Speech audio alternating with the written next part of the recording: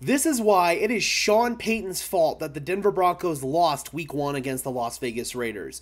So, despite all of the plays that happened on the field on Sunday, at the end of the day, the reason why the Denver Broncos lost is because they left 4 points on the table in the kicking game in a game that was a 1-point loss for the team. If Will Lutz had just made his extra point, I could forgive the 55-yard field goal miss, but if he had just made his PAT, we wouldn't have had this conversation. It would have been a tied game, and the Denver Broncos would have potentially had a chance to go and win it in overtime. Instead, they lose 1 point, and the main reason why is because they couldn't make their kicks. And this is a problem that is directly attributed to Sean Payton. Sean Payton made the decision firsthand. This was his decision, not George Payton's decision, to move on from Brandon McManus this offseason. Now, I have been somebody who has stated that I still believe the Denver Broncos made the right decision in moving on from Brandon McManus. If you look at his numbers over the course of the last couple of years, there was a pretty steady decline in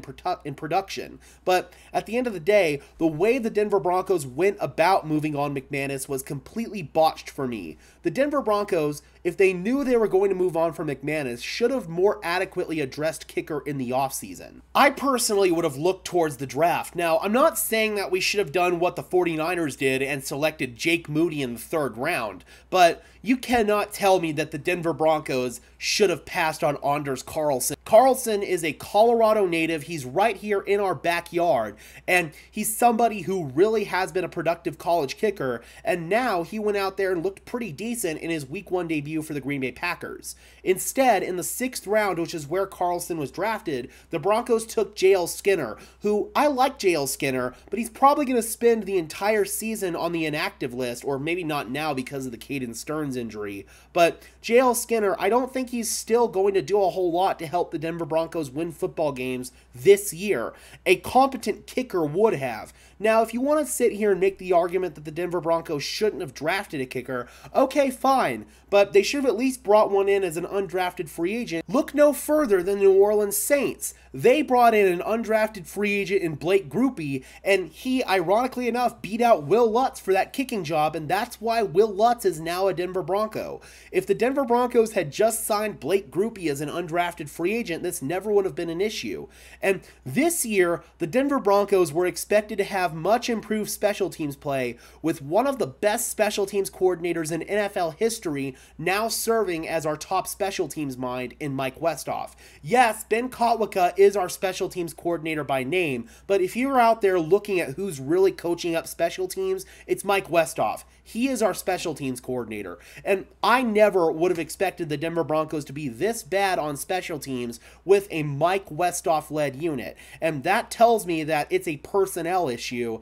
And Brandon McManus, I totally understand why the Broncos moved on, but they didn't do it until a month after the draft. We should have if the Broncos knew that they were going to move on from Brandon McManus, then they should have cut him before the draft or tried to trade him before the draft for potential draft capital, and then they should have either drafted his replacement or brought in his potential replacement as an undrafted free agent. The Denver Broncos completely failed to do that, and now this is why we find ourselves in the situation that we are. You're not going to find a top-tier kicker so late in the offseason, so the move to cut Brandon McManus should have happened a month earlier than it did, so we could have gotten a head start on potential free agent kickers. Hell, I wouldn't have even been opposed to backing up the Brinks truck to Matt Gay. He's been a really consistent kicker throughout the course of his NFL career, especially after he got with the Los Angeles Rams, and there's already that chemistry there between him and Holder Riley Dixon from their time in LA last year. So, I don't know, man. This was just a massive L for the Denver Broncos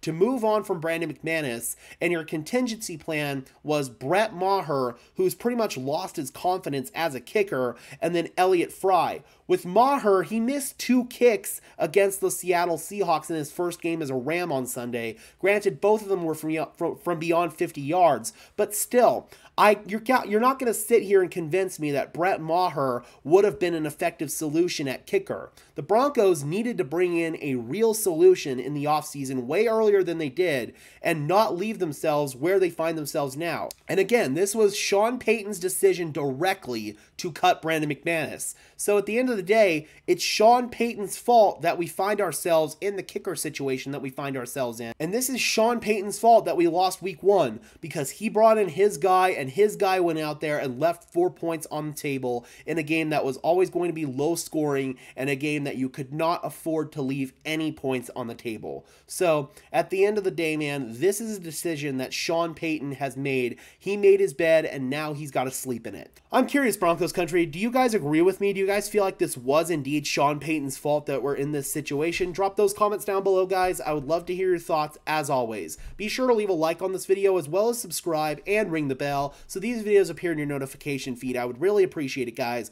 Those are 2 free and easy ways to show your support, helps tell YouTube's algorithm to push us out, and helps us get seen by more and more members of Broncos country just like you and me. And until next time, guys, this has been another episode of Denver Broncos Syndicate. I am your host, Gage Madrid, saying peace out.